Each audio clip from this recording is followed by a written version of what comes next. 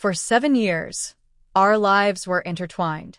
4 of those years sealed by vows. Our world wasn't perfect, but it was ours, woven together through shared adventures, late-night talks, and whispered plans for children. I believed we were building toward the same horizon. I was wrong. It started quietly. She began spending more nights out, first with colleagues, then with people I'd never heard of. Her phone grew guarded, always angled away when I was near. I'd catch her smiling at messages not meant for me. I noticed, but I didn't want to morph into the suspicious husband, the paranoid one who doubts. I convinced myself it was harmless. That trust meant overlooking small insecurities. Then one evening, over dinner at our kitchen table, she dismantled the foundation of everything we had. "What if we opened our marriage?" she asked, her tone as casual as if she were suggesting a weekend trip. I laughed, waiting for her to smile back. She didn't. "I'm serious," she pressed. "It's natural. People aren't meant to be chained. I want to experience more." Her words split through me like a slow, deliberate crack. I argued, trying to remind her, we've already built a life to explore together. Our bond is the freedom we chose. Her eyes shifted, betraying something between guilt and determination. Then came her ultimatum. "If you can't accept this, maybe we shouldn't be together." That night, I didn't sleep. Her words played on a loop, drowning out every memory of our years side by side. How could it all mean so little to her? For 3 days, I walked through life hollow, performing routines at work, wearing a mask of normalcy, while inside I crumbled, weighing my choices. On the 4th night, she stumbled home late to find me sitting at the table, a suitcase by the door. "What's that?" she asked, her voice wavering.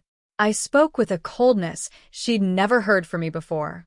"You gave me 2 options, share or separate. I've chosen a third.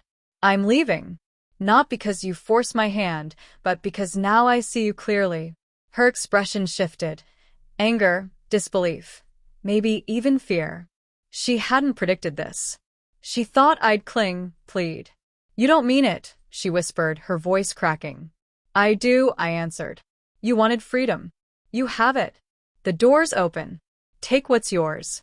Her eyes filled with tears, and for a brief moment, I saw the woman I once promised forever to. But I wasn't that man anymore.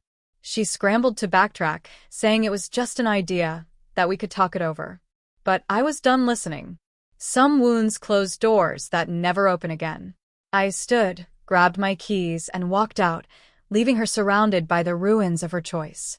No yelling, no collapse, just silence. 2 weeks later, the divorce was finalized. She reached out afterward, messages unanswered, calls ignored. Friends told me she was struggling, that the freedom she chased hadn't delivered the joy she imagined. The wide-open world she wanted had left her unmoored. I didn't wish her suffering, but I never looked back. Real strength, I discovered, isn't always about holding on.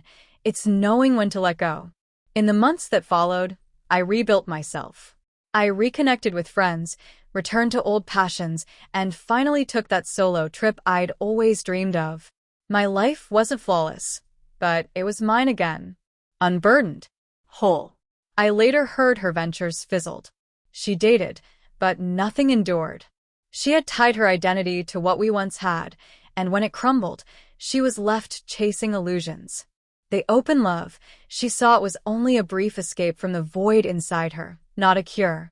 I never turned back. Not from bitterness, but from clarity. Love isn't supposed to erase you. Real love honors commitment, boundaries, and mutual respect. She wanted to roam, to chase freedom, but in the process, she lost something irreplaceable. Me. And I learned the hardest truth wasn't walking away. It was realizing that sometimes the only way to protect your worth is to reject a path that diminishes it. By refusing her terms, I reclaimed myself. For the first time in years, I could truly breathe.